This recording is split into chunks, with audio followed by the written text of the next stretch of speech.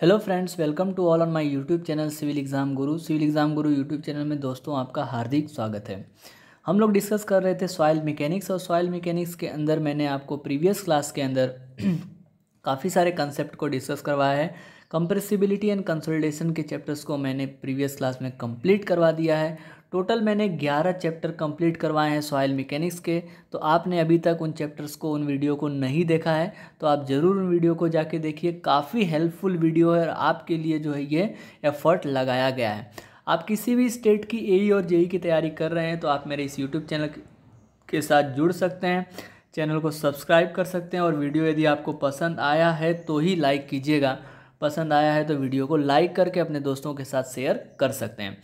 आइए हम लोग क्लास को शुरू करते हैं और आज की क्लास में हम डिस्कस करने वाले हैं shear strength of the soil. Soil की शियर स्ट्रेंथ क्या होती है और सॉइल के ऊपर जो स्ट्रेस लगता है उसको सॉइल कैसे बियर करती है, उन चीज़ों को हम लोग आज की क्लास के अंदर डिस्कस करने वाले हैं।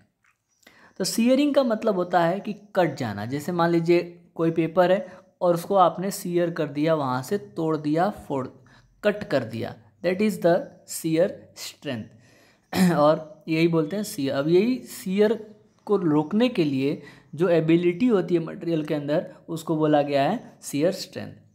It is a capacity of the soil to resist the shearing stress. Means shear strength क्या है कि सॉइल के अंदर की ऐसी प्रॉपर्टी या कैपेसिटी जो शियर स्ट्रेस को क्या करती है, रेजिस्ट करती है। It define as a maximum value of the shear stress that can be mobilise within a soil mass.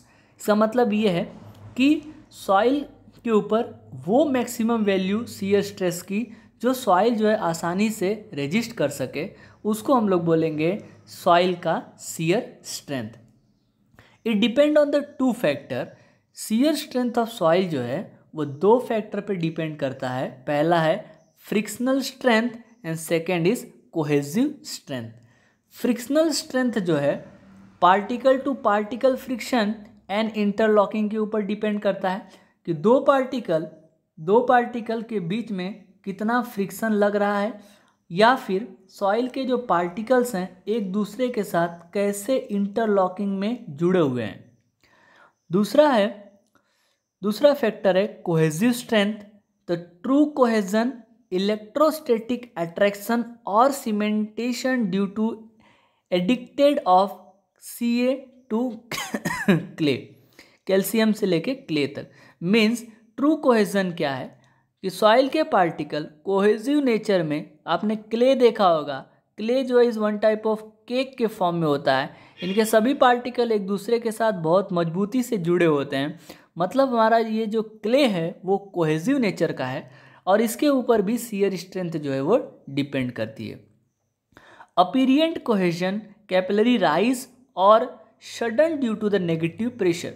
अपीरियंट cohesion मतलब जैसे ही सॉइल पे कैपिलरी प्रेशर की वजह से वाटर का प्रेशर अपवर्ड डायरेक्शन में लगेगा तो वहाँ पे नेगेटिव प्रेशर डेवलप होगा, तो उसके ऊपर जो कोहेजन डेवलप होगा that is known as apparent cohesion. Note में यहाँ पे लिखा है whatever the nature of the loading on a soil, soil पर किसी भी प्रकार का लोड लग रहा हो, failure on the soil occur by shearing, it never occur by the crushing of the particle. हमेशा सॉइल जो है वो शियरिंग में ही फेल होगा। चाहे सॉइल के ऊपर किसी भी प्रकार का लोड लगा दो, सॉइल का जो फेलियर है वो ऑलवेज किस में होगा, शियरिंग में ही होगा। This is one of the concept. इसी को तो हम लोग बोलते हैं कंसेप्ट। कंसेप्ट क्लियर कीजिए, आपका एग्जाम जरूर निकलेगा। तो यदि सॉइल के ऊपर कहीं से भी कोई भी लोड लगाओ, सॉइल का जो फेलियर होगा that is a shearing in the nature. Now let's move ahead. Mohr hypothesis, Mohr ने क्या बताया था? Mohr hypothesis, shear stress on the failure plane at the failure reaches a value which is a unique function of the normal stress at that plane. अब Mohr का diagram आपने पढ़ा होगा, principal stress के लिए यूज़ करते हैं हर जगह पे। तो जब भी प्लेन में दो स्ट्रेस लगती है तो वहाँ पे कौन सा नॉर्मल होगा, कौन सा शियर होगा, उनके बारे में हम लोग स्टडी करते हैं। तो shear stress on a failure plane at the failure reach a value which is unique fraction of normal stress on that plane. So यहाँ पे tau ff is equal to function of sigma F, मतलब shear जो है वो normal का एक क्या होगा, सीयर जो है वो नॉर्मल का क्या होगा, एक फंक्शन होगा. Shear stress is equal to function of normal stress. Sigma जो है वो नॉर्मल स्ट्रेस है, टाउ जो है वो सीयर स्ट्रेस है. Tau F F is a shear stress on the failure plane at the failure. Sigma F is a normal stress on failure plane at the failure. ये F F क्या दिखा रहा है, एक एफ दिखा रहा है फेलियर प्लेन, दूसरा एफ दिखा रहा है eight the failure point. Now what is the coulomb hypothesis? Tau F is a shear failure is equal to C plus sigma tan phi. Sigma जो है नॉर्मल है, C जो है वो कोहेजिव है और फाई जो है वो इंटरनल फ्रिक्शन है. Tau F is equal to C dash plus sigma bar मतलब effective stress plus tan phi dash. C phi are the total stress parameter and C dash phi dash are the effective stress parameter. C dash और phi dash जो है वो effective stress parameter है और C और phi जो है वो टोटल स्ट्रेस पैरामीटर है. नोट में देखिए क्या लिखा है, shear strength parameter C, phi, C dash, phi dash are not inherent property of the soil. मतलब ये सॉइल की पैरामीटर है, सॉइल की प्रॉपर्टी नहीं है. There are related to the types of the test and the condition under which these are the measure. वो कौन से टेस्ट के ऊपर, कौन से कंडीशन में, सॉइल के ऊपर क्या टेस्ट किया जा रहा है, उसके ऊपर ये पैरामीटर डिपेंड करते हैं. Sign convention for drawing the Mohr circle. Mohr circle draw करने के लिए साइन कन्वेंशन क्या है? अब मान लीजिए ये एक आपका प्रिंसिपल प्लेन है, इस पर एक लग रहा है सिग्मा एक्स डायरेक्शन में, दूसरा लग रहा है सिग्मा 4 वाई डायरेक्शन में, ओके, और सिग्मा एक्स वाई लग रहा है यहाँ पे दोनों डायरेक्शन में, मतलब ये सीयर हो गया. परपेंडिकुलर लगेगा नॉर्मल, पैरेलल लगेगा सीयर. याद रखिएगा किसी भी प्लेन में परपेंडिकुलर फोर्स वो नॉर्मल रिप्रेजेंट करती है, पैरेलल जो है वो सीयर रिप्रेजेंट करती है. कंप्रेसिव स्ट्रेस को हमेशा पॉजिटिव लेंगे, टेंसाइल स्ट्रेस को यहाँ पे नेगेटिव लेंगे. एंटी क्लॉकवाइज मोमेंट को पॉजिटिव लेंगे, क्लॉकवाइज मोमेंट को नेगेटिव लेंगे. यहाँ पे ये साइन कन्वेंशन इन्होंने चूज़ किया हुआ है मोहर सर्कल ड्रॉ करने के लिए. Now the relation between phi F, phi, sigma 1f and phi 3f based on the Mohr Coulomb's failure envelope. देखो ध्यान से, मोहर कूलम्ब फेलियर एनवलप, ये आपका सिग्मा 2 है, ये आपका सिग्मा 1 है, ये फेलियर प्लेन एफ एफ है थीटा एफ पे, और failure plane normal to the failure plane. तो सिग्मा 1 कंप्रेसिव है, सिग्मा 2 भी कंप्रेसिव फोर्स लग रहा है, ठीक है. तो यहाँ से मोहर सर्कल इन्होंने ड्रॉ किया है. Normal to the failure, shear strength 15 degree, applied maximum shear stress. तो यहाँ पे सिग्मा 1 ड्रॉ किया, यहाँ पे सिग्मा 3 ड्रॉ किया और इसको सेंटर लेके सर्कल बनाया. 2 थीटा पे एंगल ड्रॉ करेंगे और वो सर्कल को जहाँ कट करेगा that is a maximum shear stress, okay. और यहाँ से हमें जो है ग्राफ ड्रॉ कर लेना है और ये आपका थीटा आ जाएगा. फाई थीटा जो है वो 45 डिग्री प्लस 5/2 होता है. Failure plane take place at the angle of 45 plus 5/2 degree with the major principal plane. Major principal plane के साथ मैक्सिमम फेलियर प्लेन जो है वो 45 प्लस 5/2 डिग्री का एंगल बनाती है. Now sigma 1f minus sigma 3f divided by 2 is equal to sigma 1f plus sigma 3f divided by 2 sine phi plus C cos phi. आपने principal stress में ये equation पढ़ा होगा. अब इसको आप प्लॉट करेंगे, इसको जब हम प्लॉट करेंगे sigma 1f minus sigma 3f upon 2, इसको q ले लिया और इसको p ले लिया, p और q के बीच में प्लॉट किए हैं. तो यहाँ पे जो फाई डैश एंगल बन रहा है, phi double dash is equal to tan inverse of phi.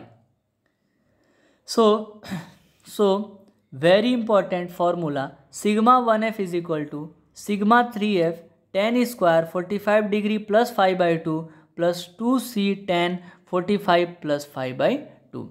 तो sigma 1 is equal to sigma 3 tan square 5 tan square theta बोल दो प्लस 2c tan थीटा, और थीटा की value 45 degree plus 5/2। Very very और very important formula is this. इस formula पे आपको numerical देखने को मिलता है एग्जाम के अंदर। Now next is stability analysis is based on the drainage condition.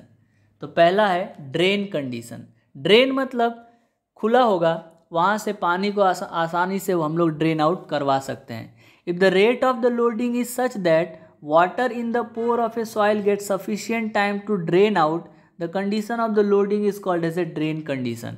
मतलब हमारी लोडिंग का कंडीशन इस तरीके से है कि उसमें जो भी वाटर अवेलेबल है पोर के अंदर वो आसानी से ड्रेन आउट हो जा रहा है, that is known as drain condition. उसको हम लोग क्या बोलेंगे? Drain condition. Now what is meaning of undrain condition? The rate of the loading is rapid such that the water in the pore does not get sufficient time to drain out. अब हम जो loading लगा रहे हैं यहाँ पे rapid loading होने की वजह से पोर के अंदर का जो वाटर अवेलेबल है उसको बाहर निकलने का सफिशिएंट टाइम नहीं मिल पा रहा है। सो उस कंडीशन ऑफ लोडिंग को हम लोग बोलेंगे अनड्रेन कंडीशन। ओके, उम्मीद करता हूँ कि आपको चीज़ें यहाँ तक समझ में आ रही होंगी। यदि अभी तक आपने वीडियो को लाइक नहीं किया है तो वीडियो को लाइक कर दीजिए, और फर्स्ट टाइम यदि यूट्यूब चैनल पे आए हुए हैं तो चैनल को सब्सक्राइब जरूर कीजिए। Next, both drain and undrain condition depend on the rate of loading and the type of the soil. अब ये दोनों जो कंडीशन है, ड्रेनेज कंडीशन, अनड्रेनेज कंडीशन, ये किसके ऊपर डिपेंड करेगा कि सॉइल के ऊपर कैसा आपने लोड लगाया हुआ है, सॉइल के ऊपर किस प्रकार की लोडिंग है, और सॉइल का टाइप्स कितना है। Hence this condition are actually relative. इसीलिए दोनों कंडीशन एक दूसरे क्या हैं? रिलेटिव हैं।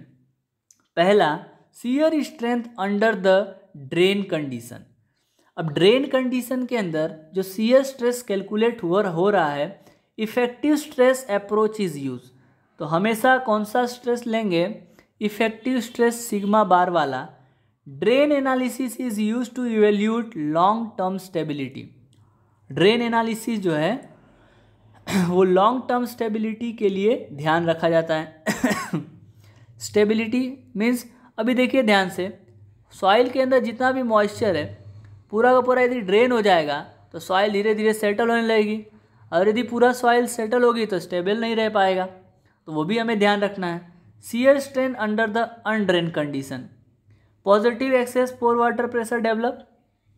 अनड्रेन कंडीशन के अंदर पोर वाटर प्रेशर डेवलप होगा। टोटल स्ट्रेस अप्रोच यहाँ पे यूज़ करेंगे, और टोटल स्ट्रेस जो होता है sigma is equal to effective stress plus pore water pressure होता है। Shear strength evaluated at the end of the construction period. अब यहाँ पे शियर स्ट्रेंथ जो है वो सॉइल धीरे धीरे अप टू जब तक उसके अंदर रीमोल्डिंग कैपेसिटी हो रही होगी तब तक उसके अंदर शियर स्ट्रेंथ डेवलप होता जाएगा। Negative excess pore water pressure यदि डेवलप होगा तो इफेक्टिव स्ट्रेस का अप्रोच लेंगे and long term stability is analyse. Okay, चलिए आगे बढ़ते हैं। Drain condition and undrain condition, दो कंडीशन है ड्रेनेज का। ड्रेन कंडीशन में लॉन्ग टर्म स्टेबिलिटी और इफेक्टिव स्ट्रेस अप्रोच लगाते हैं। अनड्रेन कंडीशन में यदि positive pressure pore water pressure आ रहा है तो इमीडिएट एनालिसिस करेंगे और टोटल स्ट्रेस अप्रोच लगाएंगे। नेगेटिव पोर वाटर प्रेशर आ रहा है तो इसके अंदर लॉन्ग टर्म स्टेबिलिटी करेंगे एंड इफेक्टिव स्ट्रेस का कंसेप्ट लगेगा। तो यहाँ पे आपको समझ में आया होगा drain condition and undrain condition के बारे में।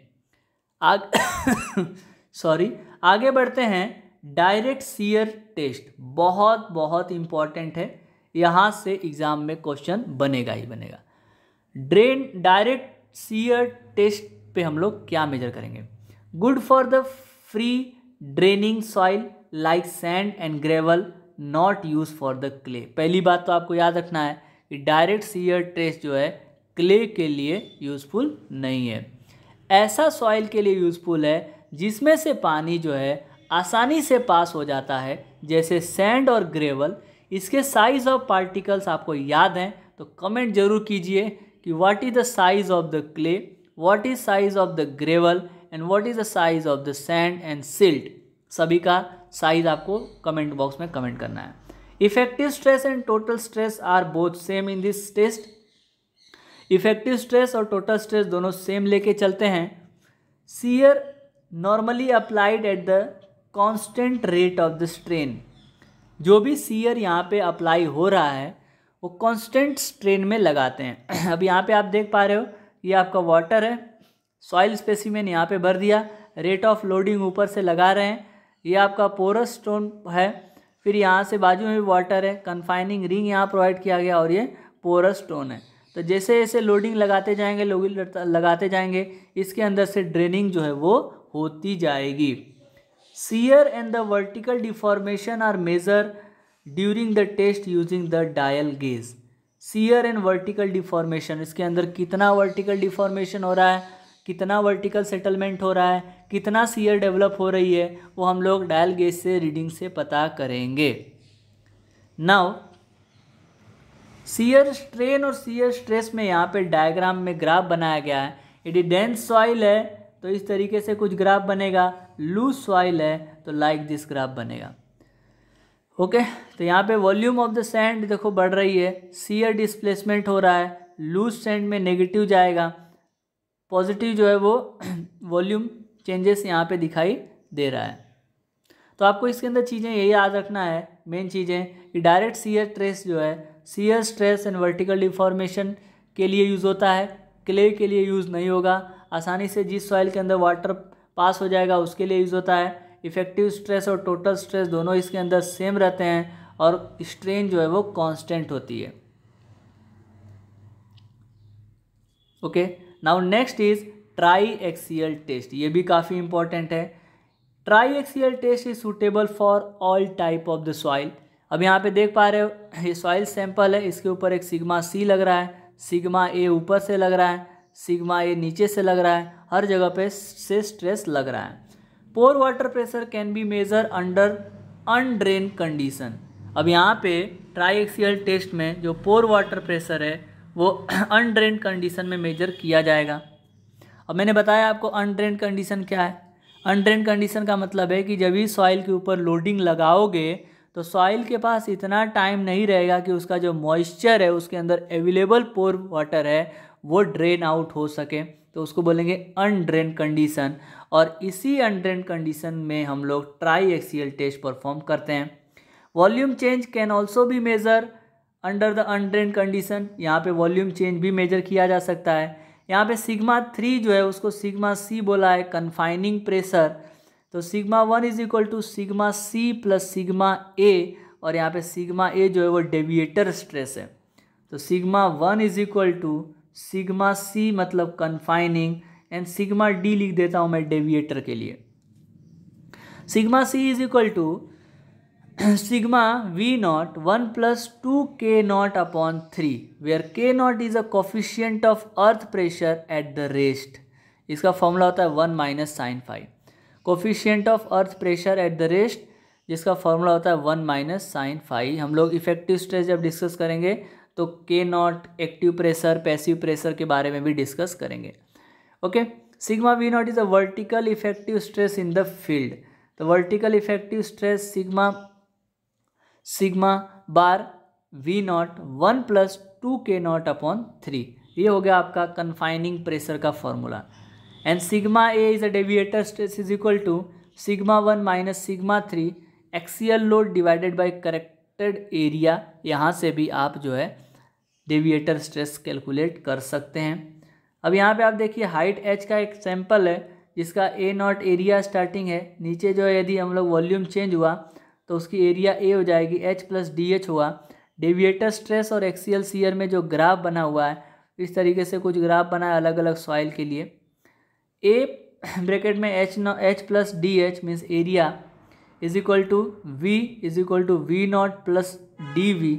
सो A is equal to A naught 1 minus volumetric strain divided by epsilon A. Epsilon V 1 minus epsilon v divided by 1 minus epsilon a. For the undrained test epsilon v की value 0 हो जाएगी, a is equal to a naught divided by 1 minus epsilon a, and epsilon a is the change in the height divided by h. Note में लिखा है at any time in the triaxial test either pore water line is open and the drainage line is closed or vice versa. किसी भी समय ट्राइएक्सियल test में pore water की जो line है या तो वो ओपन हो सकती है और या तो क्लोज हो सकती है, अपने हिसाब से सेट कर सकते हैं। Either pore water pressure measure will be made under the undrained condition और volume change is measure under the undrained condition. यहाँ पे या तो हम पोर वाटर प्रेशर को मेजर कर सकते हैं और या फिर वॉल्यूम चेंज को आसानी से अनड्रेन कंडीशन में मेजर करना रहता है। ओके, तो दो चीज़ आपको याद रखना है ट्राइएक्सियल टेस्ट में। सबसे पहला कि ये तो सभी प्रकार की सॉइल के लिए यूज़ होगा। ये जो टेस्ट है वो अनड्रेन कंडीशन में यूज़फुल होता है। Okay, now the third test is unconfined compression test, that is known as UC test. So for fully saturated soil, phi is not equal to 0. This test, ये जो test है वो fully saturated soil के लिए no confining pressure is applied.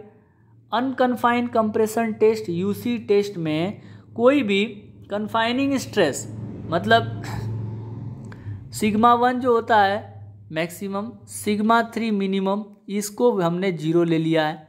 यहाँ पे कोई भी दूसरा स्ट्रेस नहीं लग रहा है, एक ही स्ट्रेस लग रहा है। और इसको use to test cohesive soil in the non cohesive soil sample can not be prepare without the confining pressure.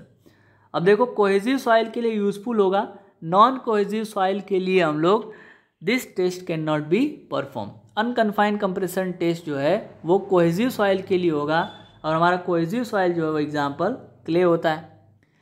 QU is a unconfined compressive strength जो सिग्मा 1 के जितना बराबर होगा और ये आपका शियर फेलियर है। तो QU का फॉर्मूला हो जाएगा P upon AF, P upon A not 1 minus epsilon A। QU is unconfined compressive strength.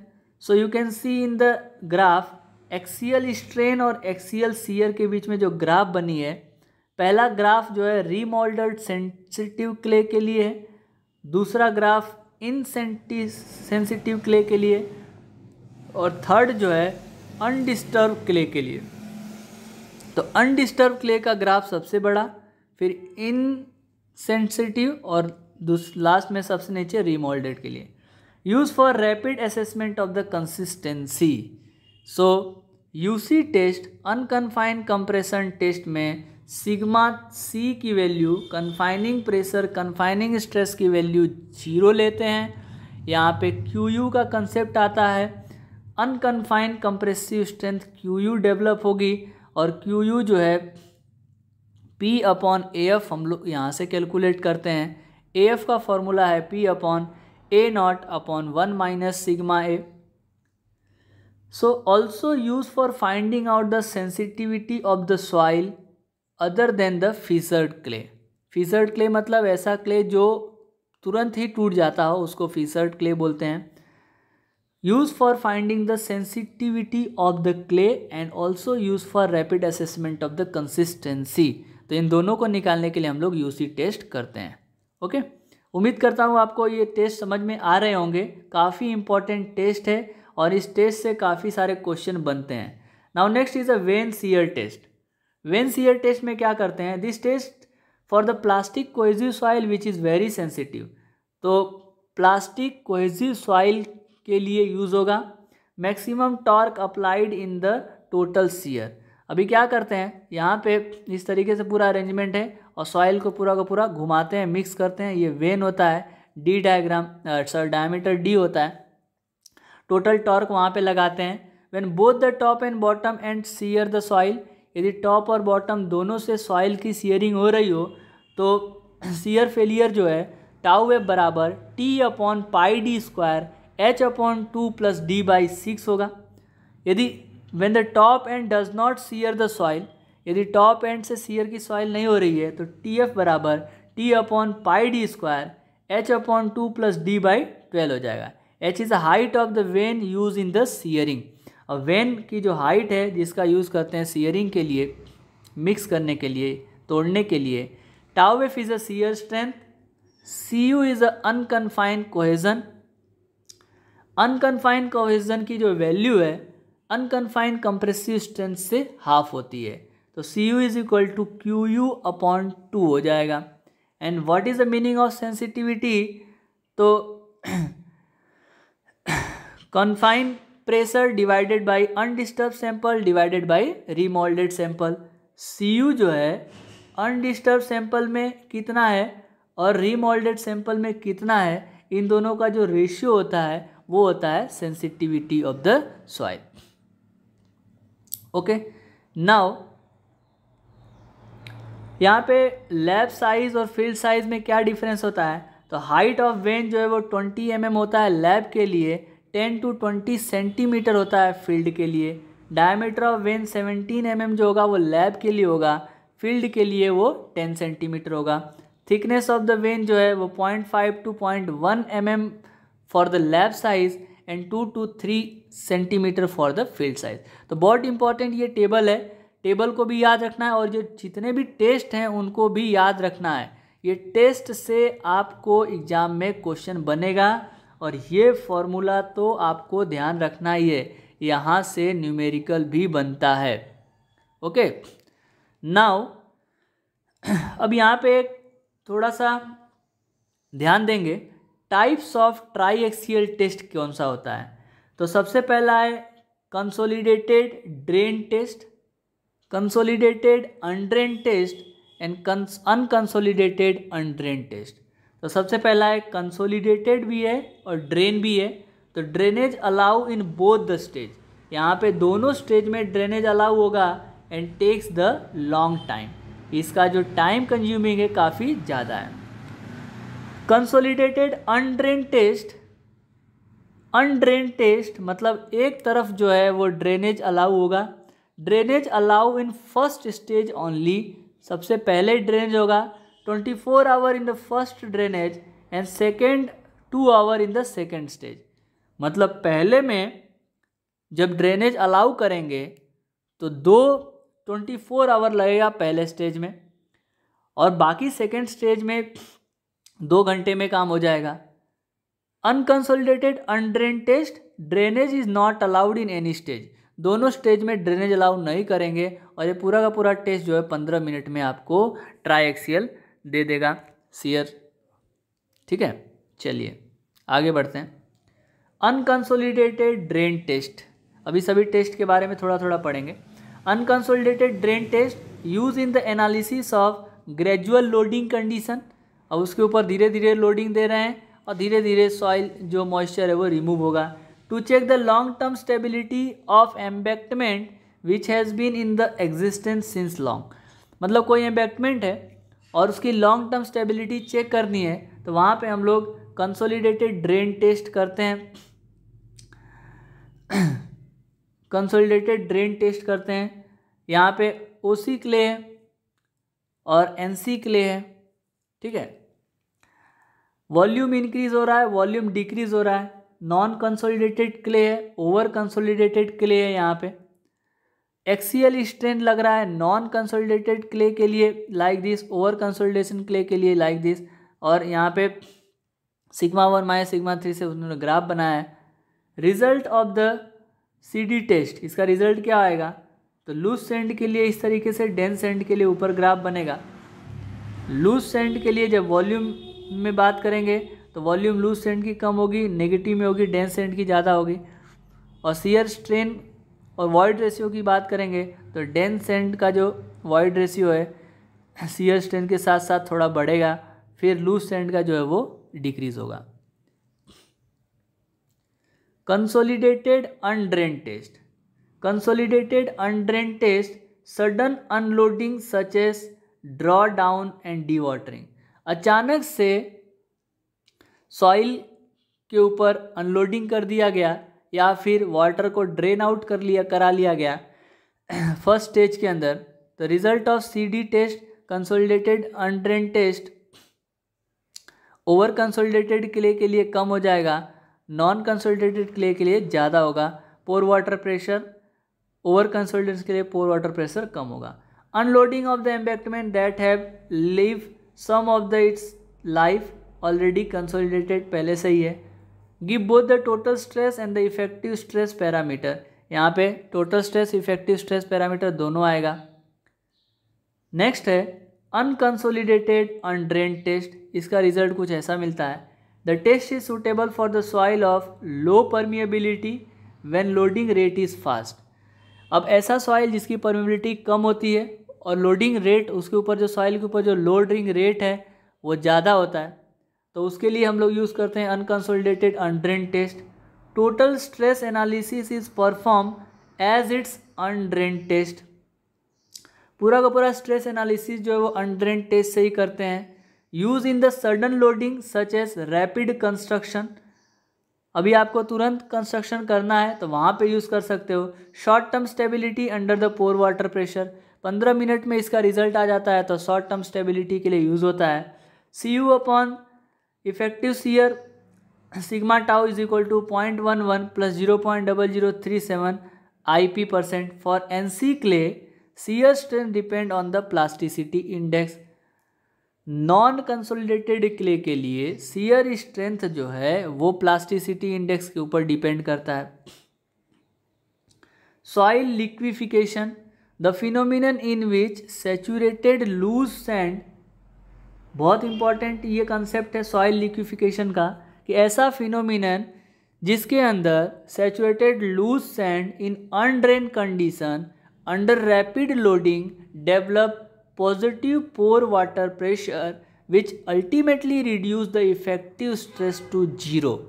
अभी क्या होगा कि जो सैचुरेटेड लूज सैंड है अनड्रेन कंडीशन में पॉजिटिव प्रेशर डेवलप करेगा बट इफेक्टिव स्ट्रेस उसकी 0 हो जाएगी, उस कंडीशन को हम लोग बोलेंगे soil liquefaction. It occur eight A high frequency of vibration during pile driving, जब आप पाइल ड्राइविंग करवा रहे होगे सॉइल के अंदर, वाइब्रेशन ऑफ मशीन, किसी मशीन का वाइब्रेशन हो रहा होगा बिलो द सॉइल, तो सॉइल लिक्विफिकेशन होने के चांस, एक्सप्लोजिव ब्लास्टिंग और earthquake shock.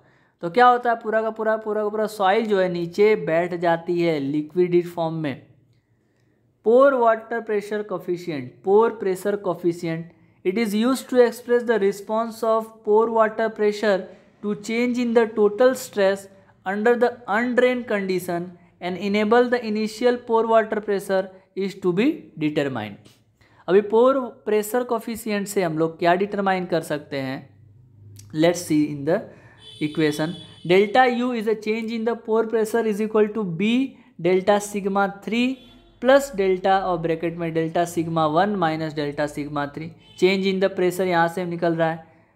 Delta U1 is equal to B delta sigma 3, delta U2 is equal to A B delta sigma 1 minus delta sigma 3।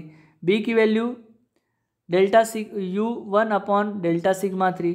अब यहाँ पे डेल्टा UN क्या है, तो change in the pore pressure due to increase in the cell pressure. Delta U2 क्या है, change in the pore pressure due to increase in the deviator stress. तो cell pressure की वजह से U1 हो रहा है, डेविएटर स्ट्रेस की वजह से U2 हो रहा है। फॉर सैचुरेटेड सॉइल, अब यहाँ पे सैचुरेटेड सॉइल के लिए बी की वैल्यू 1 है, ड्राई के लिए 0 लेंगे। B vary with the stress range, stress range के हिसाब से बी चेंज होगा। A can be use found out from the CD test, यहाँ पे पोर वाटर प्रेशर की बात कर रहे हैं। B can be use to find out from the unconsolidated undrained test and A B from its second stage. A is also not a constant, depend upon the types of soil and the stress condition. अब इसकी value यहाँ पे आप table से देख सकते हैं। Value of ए जब 0.5 टू 0 होगा तो हैवली ओवर कंसोलिडेटेड सॉइल होगा, लेस देन 0 होगा तो ओवर कंसोलिडेटेड सॉइल होगा, 0.5 टू 1 होगा तो नॉर्मली कंसोलिडेटेड, 2 से 3 होगा तो लूज सैचुरेटेड सॉइल होगा। So in this way we have completed the shear strength of a soil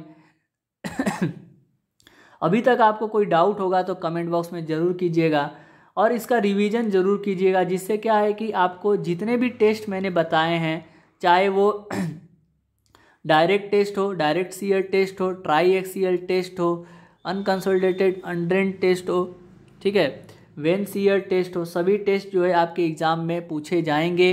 सभी के कंसेप्ट आपको क्लियर करके चलना है, फॉर्मूला याद रखना है, न्यूमेरिकल में एग्ज़ाम में पूछे जाएंगे। Thank you very much for watching this video. यदि वीडियो अच्छा लगा है तो लाइक कर दीजिए, चैनल पे फर्स्ट टाइम आए हो तो चैनल को सब्सक्राइब कर दीजिए।